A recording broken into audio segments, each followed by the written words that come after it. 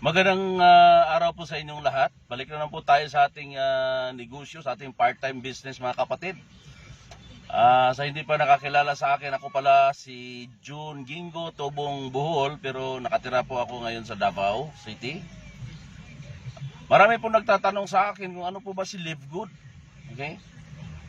Live Good is a subscription company. Subscription po ang negosyo natin sa kay Live Good.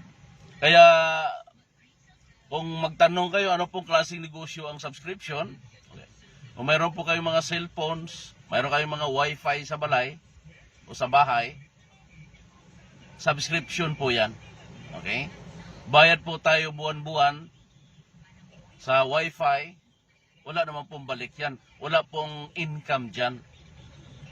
At saka dito naman sa cellphones, siyempre, nagpapaload po tayo, halos linggo-linggo ang gastos natin dyan, pero wala pong balik. Depende na lang po sa atin kung ano pong gamit na cellphone natin. Kasi kung ginagamit mo po sa negosyo, maganda. Pero kung tumitingin ka lang ng YouTube, tapos nagla-like ka lang ng mga post doon sa Facebook, wala pong kita dyan, kapatid. Kaya, kung mayroon kang wifi sa bahay, mayroon kang cellphones, pwede ka po kay Live Good. Siyempre, Live Good, ibig sabihin yan, mamuhay ka ng maganda, mamuhay ka ng, kung sa Bisaya pa, mamuhay ka ng haruhay. Ganon po ibig sabihin nun. Sa mga hindi pa kilala si Live Good, 1 year and 1 month pa lang po tayo kay Live Good mga kapatid. Batang-bata pa po ang company. Pero ang maganda dito kay Live Good, pag nag-subscribe ka, kikita ka. Maganda yun, di ba? Nasa bahay ka lang. Basta may cellphone ka, may internet ka, nasa bahay ka lang, pwede ka magnegosyo kay Live Good. Tapos ang kitaan natin dito, dollar. Sino ba hindi gusto ng kumita ng dolyar? Di ba? Ang dami kayang Pilipino ngayon, punta ka sa POEA. Ang dami kayong Pilipino doon na, tingnan mo yung pila doon sa mga Pilipino na nag-apply ng abroad. Napakarami, napakahaba doon. Gusto magtrabaho sa abroad dahil gustong kumita ng dolyar. Ngayon, mayroon ng pagkakataon na pwede kang kumita ng dolyar. Hindi ka na kailangan mag-abroad. Kung tanungin mo ako, maganda ba kitaan dyan? Napakaganda. Ganun po yun. Napakaganda. Pwede mong gawing negosyo si Live Good. Gawing negosyo na, halimbawa, ngayon, wala kang hanap buhay. Wala kang enough na income. Try mo si Live Good. Ano ba naman yung mag-subscribe ka buwan-buwan? Total, kahit hindi ka magpamembro kay Live Good, o mayroon kang cellphone, nagpapaload ka naman, halos linggo-linggo. Tama?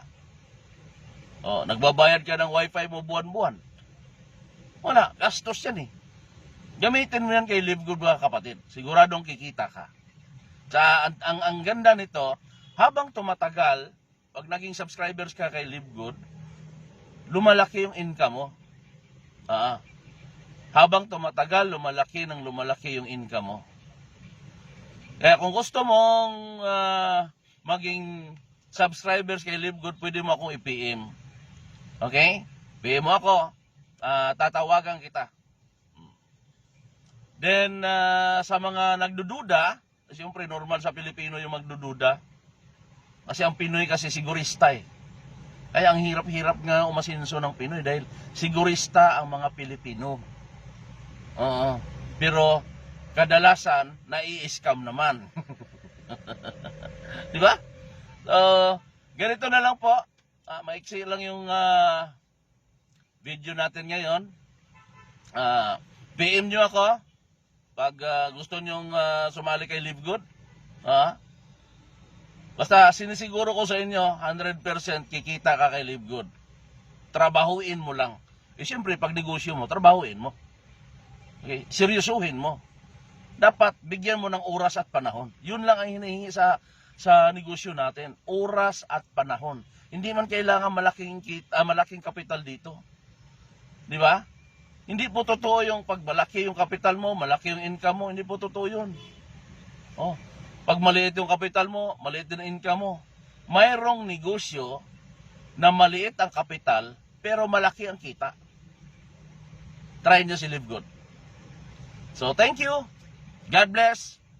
And more power.